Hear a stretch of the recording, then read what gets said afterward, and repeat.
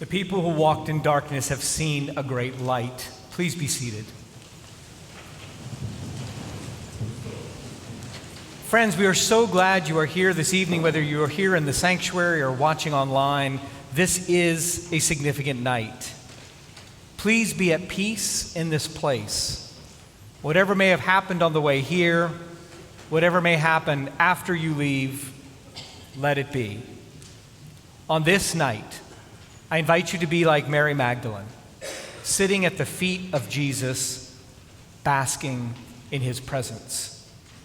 Contemplating Christ's nativity will fill you with strength and with hope and remind you that you are not alone. The celebration of Christmas culminates a month of waiting and getting ready during Advent.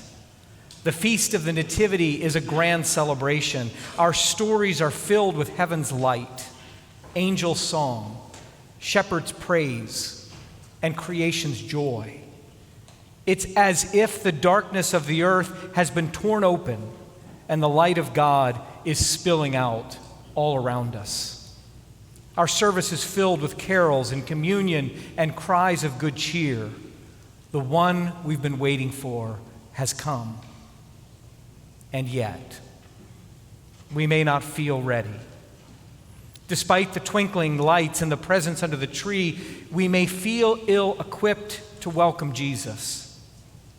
We may be grieving the loss of a loved one or mourning a friendship that has ended. We may have lost our sense of purpose or become weary of our divisions. We may be numb from stories of war or feel helpless to save the earth. How can we celebrate the arrival of Jesus in times like these? As it turns out, our time is not unlike Jesus' time. The Romans ruled the land and brooked no dissent. Many lived in poverty and wondered if justice would ever come. There was bitter infighting between religious groups and rampant corruption in the temple. The road from Jericho to Jerusalem was lined with thieves, and the cities pulsed with whispers of insurrection. With all due respect to the infancy narratives in Matthew and Luke, very few noticed Jesus' arrival. But that's how God redeems the earth, in slow, small steps. The Son of God is born to a poor young couple. A precocious child teaches his elders in the temple. A passionate teacher with table-turning stories. And a victim of small-minded government and religious officials. And then a burst of resurrection light. God uses everything, our whole lives, to reveal his glory. So be patient with yourself tonight. You don't have to be somewhere in faith that you're not. Just be here. Sing the songs. Savor the story. Say you're sorry. Shake someone's hand. Receive the bread and the wine and go in peace.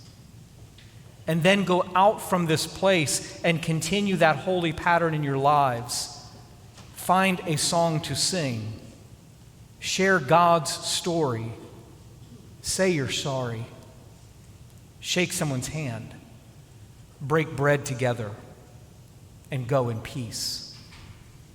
When we live our lives in the way of Christ, we reveal God's glory. The light of Christ shines through us and illuminates the path ahead. We may not be ready for Jesus this Christmas, but Jesus is ready for us. Even when our lives seem inhospitable to grace, Jesus cries out, "Ready or not, here I come."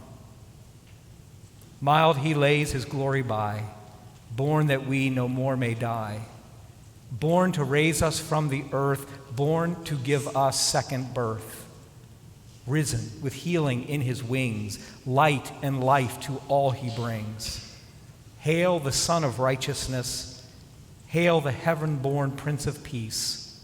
Hark the herald angels sing, glory to the newborn King. Amen.